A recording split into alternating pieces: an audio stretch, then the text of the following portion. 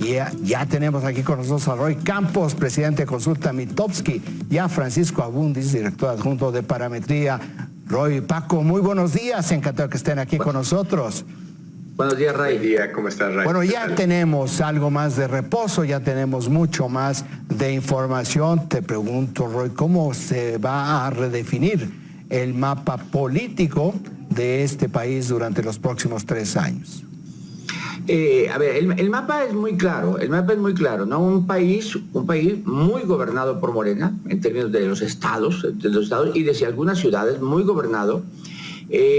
Una Ciudad de México con mucha oposición al gobierno actual, con mucha oposición a Morena, que también importa, es una ciudad, sí pesa la ciudad en términos del mensaje que manda, pero también hay que redefinir la sociedad, cómo se va a redefinir, porque le están tratando de redefinir, ¿no? Va a haber un aprovechamiento del discurso, hay que diga, le hizo daño al presidente, le dolió al presidente, el presidente se lanzó contra la clase media, y creo que vamos a ver nuevos intentos, o muchos más intentos de aquí a marzo, por ejemplo, de polarizar en torno al presidente. Yo creo que sí nos esperan momentos de división geográfica y de división discursiva.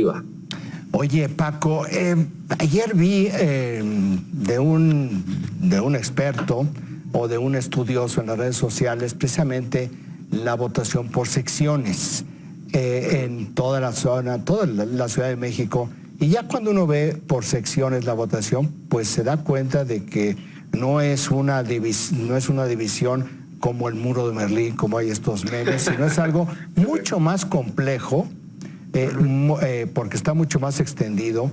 No es algo que realmente divida, sino que es, decía yo, mucho más, que hay que estudiar muchísimo, de una manera mucho más amplia. Hay que ver esta parte de las secciones, pero sí hay algo que me llama la atención, y es en esta parte de la zona metropolitana de la Ciudad de México y varias capitales importantes en el país que votaron en contra de Morena. ¿Tú pensarías, Paco, que hay una especie de rebelión de las zonas urbanas? No sé si las zonas urbanas en general, sino de algunas colonias dentro de esas alcaldías, que parece que fue lo que definió más. Por ejemplo, dos casos que de hecho tú los describes en un artículo, Ray, el caso de Miguel Hidalgo y Álvaro Obregón. No es solamente la victoria de la oposición a Morena lo que llama la atención ahí, sino la magnitud. Es decir, ambas es una relación 2-1, es casi 60-40, digamos, la oposición. Entonces, como bien señalas, es un mapa más bien mixto, estas caricaturas que se han hecho de una división casi por la mitad de la Ciudad de México. Como bien señalas, cuando ya vas a las secciones electorales, ves que tiene que ver con colonias específicas. Y lo interesante también de este análisis es que buena parte de lo que parece explicar lo que sucedió el domingo en la ciudad no solamente es el que estas se ha denominado clases medias o colonias de clase media que votaron en contra, además participaron en niveles históricos, lo cual me parece que es algo que tenemos que incorporar al análisis. ¿Por qué más del electorado de Morena no salió a votar? Oye, ahora, Paco, la polarización aquí y en todos lados siempre lleva a una mayor participación electoral. Lo vimos en la elección presidencial en Estados Unidos. Entonces no es algo como inusual, sino como que el metabolismo de este país se aceleró, ¿no lo crees? Sí, digamos que funcionó para una mitad del electorado, esa polarización con mayor participación. No funcionó para la otra mitad. Aquella mitad que se siente más agredida, probablemente más involucrada por este discurso presidencial, fue la que salió a votar en, digamos, el diferencial en algunos lugares es hasta de 20 puntos en participación. Ahora, esto que... Se nos ha congelado. Se fue. Paco Abundis. Roy, voy contigo y me voy al 24, Roy, porque queramos reconocerlo o no, la sucesión presidencial comenzó. ¿Tú crees, Roy, que la jefa de gobierno Claudia Sheinbaum, la jefa de gobierno de la Ciudad de México, resulta herida ya de manera irreversible o tiene márgenes para poder recuperarse y poder aspirar a la candidatura presidencial? A ver, yo creo que sí quedó algo dañada, pero no hay que borrarla. O sea, no podemos decir ya está eliminada. ¿No? A ver, en 97 inició la campaña presidencial y teníamos a Fox a la vista y estaba la Bastida. Ya varios. En 2003 también inició otra, en 2009 ha iniciado otra, en 2015. La diferencia es que hoy inicia una campaña presidencial realmente sin nombres, más como fuerzas políticas, más como discursos o posicionamientos que con nombres, porque si le buscas es decir, bueno, está Claudia, está a ver si sobrevive Ebrard, a ver, hay nombres, y del otro lado solo hay una coalición opositora, un bloque que decidió juntarse, que ya va rumbo al 2024, pero del que no aparece un solo nombre a la vista.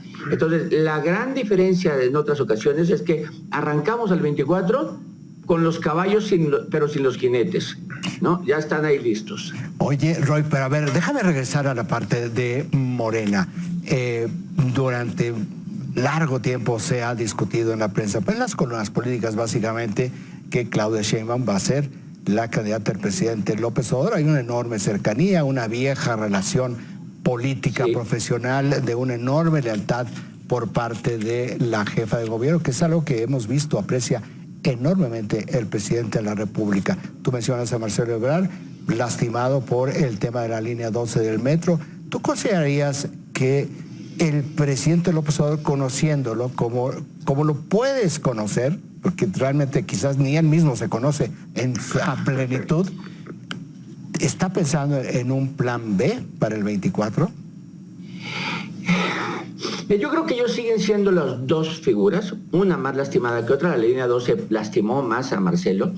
Y la fuerza de Claudia, fíjate nada más, la fuerza de Claudia, interna podría ser su cercanía con López Obrador, pero externa es dar esa imagen de incluso estar arriba de las instrucciones de los demás. Hago cosas por mí misma. El asunto como del cubrebocas, cómo atendió la pandemia, era distinto al que lo atendía el país.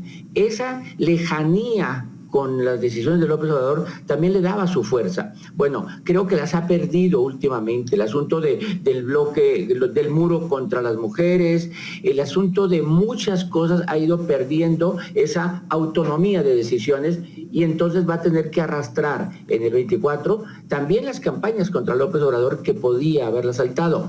Creo que ha perdido fuerza, pero no está descartada. Todavía tiene elementos, instrumentos para salir adelante.